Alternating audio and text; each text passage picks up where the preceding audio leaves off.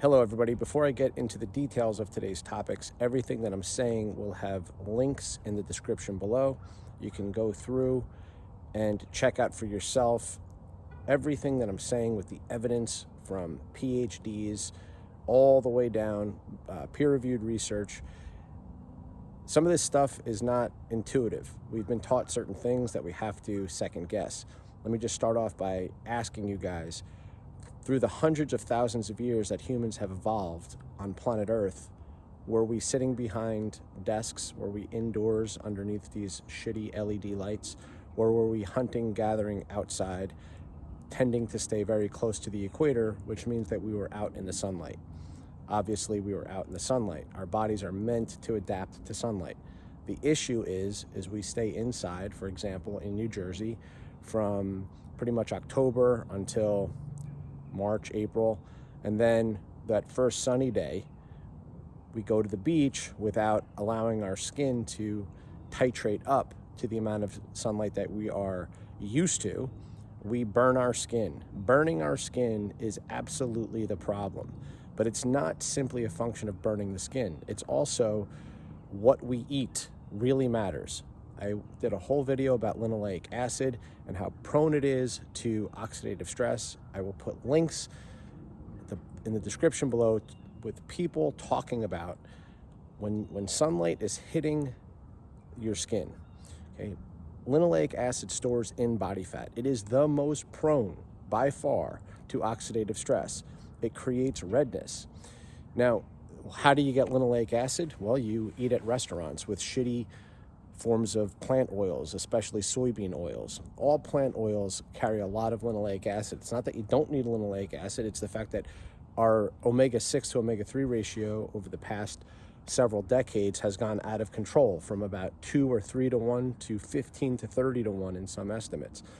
That is a problem. That causes an inflammation. And like I said, when the fact that linoleic acid has such a very long half-life, it is literally a couple of years. The half-life of it is a couple of years, and it preferably stores in body fat. Our fat cells have become insulin sensitive, not insulin resistant. You want your cells to be insulin resistant. You want your fat cells to be insulin resistant, but they become insulin sensitive. So we're backwards. Okay, why does that matter? Because if something's insulin sensitive, that means that things can get into the fat cells very easily. And in this case, it's going to be, among other things, linoleic acid. It preferably stores in fat cells. I'm saying all these things because these stories about, in order to understand sunlight and what's happening to us with skin cancer and everything else, we have to understand the full story. So that's one part of it, is why is it that over hundreds of thousands of years, sun wasn't the enemy and it became the enemy? Well, that's one part of it. Actually, that's two. One is we've been sitting indoors all fall, all winter, all spring, and then we go burn ourselves. That's the biggest problem by far. Two is what we eat. As I just explained, linoleic acid being one of several things. Insulin resistance itself being another thing, meaning way too much sugar, way too many refined carbs, all of it which creates more oxidative stress in the body. When you put radiation from the sun onto your skin, it is incapable of dealing with the damage on the skin, especially if you burn. I'm not telling you to burn your skin. I'm telling you to listen to what I'm saying. So it's also a matter of what we don't eat. So things like carotenoids in certain vegetables are very protective for the skin. Again, I will put links to research showing you how protective carotenoids, and even just supplementing with beta carotene, is for the skin. Astaxanthin, which you can find in krill oil, how protective that is for the skin. Things like dark chocolate and cacao powder and even coffee has certain compounds in there that are protective for your skin. So if we look at what we can eat and then what we shouldn't eat to protect ourselves from the sun, how we need to expose our skin slowly and over time, and recognize what we're doing to ourselves by being indoors, that's a big part of the story to begin with. But then to understand, why does all of this matter? Like, what is it about sunlight? Well, understand what happened last summer to COVID. It disappeared. If you look at the death rates just in New Jersey during the peak of, 2020, you see 0 deaths from June until like October. And then they come back again. Well, what happened? Well, it's not just relegated to COVID, everybody. It's all viruses. You have to be able to distinguish between bacteria through history and viruses through history. I wrote a book called Chasing 22 where I did a very deep dive into the history of certain diseases. I have a master's degree in history. I wrote that book for a very different purpose, but trust me, I did my due diligence on the topics of various diseases, including the bubonic plague, cholera, and several others. Those are bacterial infections. When you look at viral infections, including flu and various others that struck Italy in different times, I will put links below if you really want to know about this stuff. Viruses disappear in the summer, okay? And some of it has to do with the benefits of the sunlight, which I will talk about in a minute, but it also just has to do with being outside in nature where you're breathing in what are called photosides from nature. These increase natural killer cells in the body, which is a huge part of your innate immune system. Again, I will put links below about with Medcram and Dr. Roger Schwalt talking about specifically this research. And I'll explain to you guys how you can get it even during the winter time. These are all hacks that you need to understand what happens when it's winter and we can't get the benefit of the sun or nature. I'm going to explain how to do that. Okay, because vitamin D3 is only part of the story. You get vitamin D3 from UVB light. Okay, there's 3 components to light that I want you to understand. There's UVB, that's where you're going to get your vitamin D from.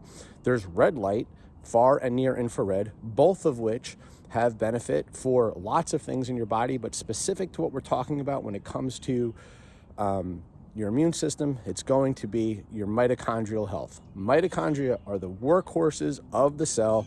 If you want to get rid of oxidative stress, be sure to maximize your mitochondria. We can do that, and we know this through research. You can look through at Dr. Hamblin from Harvard, who is, I don't know, probably the most well-read and most researched guy on red light therapy. So sunlight's about 50% red light. Well, what about the third part? The third part is UVA light. Okay, so how do we get red light? Well, we can get red light by just buying a far and near infrared light from Amazon. Just Huga makes a great one, and you can sit in front of it for 5 or 6 minutes and get the benefits of the red light. That red light is also extremely protective for this third component, which is UVA. So let's just understand this very quickly.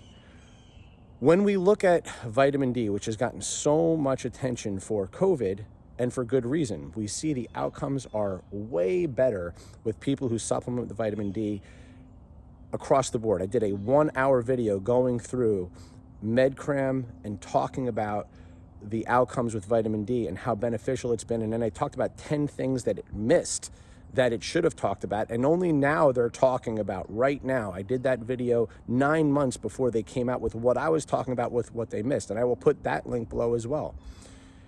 Even when you correct for vitamin D in the winter, we see improvements in overall mortality rates, but it doesn't fully correct. There's still an asymmetry between deaths in the winter compared to the summer in the northern and southern hemisphere, even when you correct for vitamin D. And what we realize, and we realized even more during COVID, this will be in the videos that I put out, is that it's actually the UVA light that's also protective. What is it that the UVA light does? One of the things that it does is it creates nitric oxide. It creates nitric oxide. It also sulfates cholesterol. This is the work of Stephanie Senniff. I'll put her links below as well. Why does that matter? Well, the deleterious part of cholesterol is oxidized cholesterol. If we manage to sulfate cholesterol, it can't get oxidized. That's one thing. And if you want to talk about oxidative stress, I promise you, oxidized cholesterol is a big part of the problem. But it's nitrous oxide that is a vasodilator. It's the thing that opens everything up. Those of you that have issues with breathing and whatnot, you definitely want nitric oxide in your system. It is imperative to I did a whole thing about breathing, and if you look through the research, you'll notice that enzymatically through your nose, that's how you create nitric oxide. Most people don't breathe through their nose. Most people, when they sleep, they're breathing through their mouth, and it's a problem. Some people have genes for conversion of nitric oxide. Those people are way more prone to heart disease. So it's the UVA light that you're going to increase the nitric oxide, and you're going to sulfate cholesterol. So now we have these three components of light. UVB for the vitamin D, that's important. The red light, the far and near infrared, that's really important for mitochondrial health and many other things. It does a whole bunch of other things for your skin and everything. But then you have the UVA to sulfate cholesterol and to increase nitric oxide. These three components of light map onto a better immune system. Okay, it does a whole bunch of things for your brain and your eye as well. It does all kinds of great things, but specifically relegating it to the immune system. And then on top of that, being outside, like I said, in nature to increase natural killer cells. This is why things improve in the summer. How can you get the benefits of the phytoncides from being outside? Simple.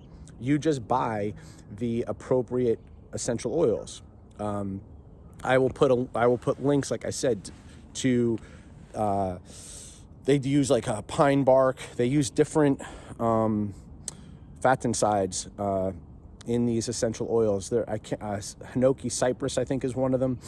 But in the research, you can listen for yourself, them talking about this research, and they did the research several times to correct for any possible errors, and sure enough, it increased natural killer cells just by using the essential oils. So that's one way to do it. You just put it on your pillow at night. You get the benefits of the UVB by supplementing with vitamin D. If I were you, I would make sure that you also supplement with K2 for a different reason that I'm not going to get into in this video. But if you're a client of mine and have been doing the Ultimate Transformation Challenges for the past 15 years with me, you know why. So that would be for the UVB. The red light, you could just buy a red light. Just sit in front of it for 5-10 minutes while you do some breathing work that I've taught you guys over the years, first thing in the morning. How about the UVA? Well, this is the most controversial thing. I've said you can either go outside when the sun is, in the sky. You don't necessarily want it straight overhead. It could be in the winter, just because of the angle that it's hitting the earth. That actually matters. But the problem is it's 20, 30 degrees some days. You need to maximally expose your skin for 10, 15 minutes at a time. Who the hell wants to do that? Well, luckily, tanning beds. Yes, I said a tanning bed. If you go into it for 1 minute twice a week, just 1 minute, you're going to get the benefit of UVA, because tanning lights are mostly UVA. And you're going to say, oh my God, skin cancer, Tom, this and that. Guys, if you go into the sunlight in the summertime for 10 minutes, you're getting the same amount of UVA. But I'm also telling you all the ways to protect your skin. You eat the right things. You supplement with beta carotene, you get your carotenoids, you stay away from the linoleic acids, you drink your coffee, you have some cacao powder, you supplement with krill oil. All these things are extremely protective for your skin. The red light protects you from UVA light. You get your red light in the morning, that is protective for UVA damage. You're talking about 1 minute, guys, 1 minute.